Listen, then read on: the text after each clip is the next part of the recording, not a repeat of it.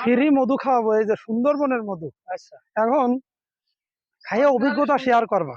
আসলে জিনিসটা কিরাম লাগে, জীবনে তো বাপ দাদার সুন্দর লাগছে বাপ দাদার আমলে তো মধু কোনো একদিন হলেও খাইছাও। আচ্ছা। এখানে সেই মধু আর এই মধু আসলে পার্থক্য কি, আসলে কি মধু কিনা, এই জিনিসটা তুমি একটু বলবা।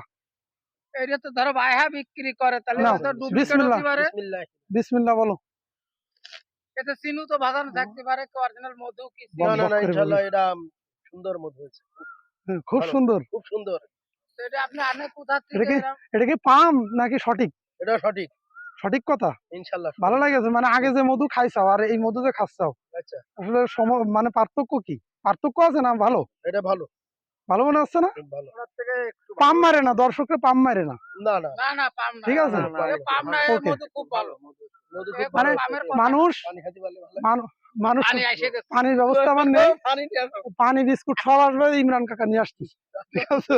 কেননা এ ভালো মধু খেয়ে পানি না খালি গায়ে মাত্রা আমাদের মাধ্যম এই জন্য প্রতি মধুটা খুবই ভালো। এর আগেও মধু কিনে খাচ্ছে, এই জন্য কি ভালো নিয়ে লাগছে কোনোদিন যে খাইনিও। আগে পানি খাচ্ছে, ইনশাআল্লাহ দেখ এ মধু ভালো।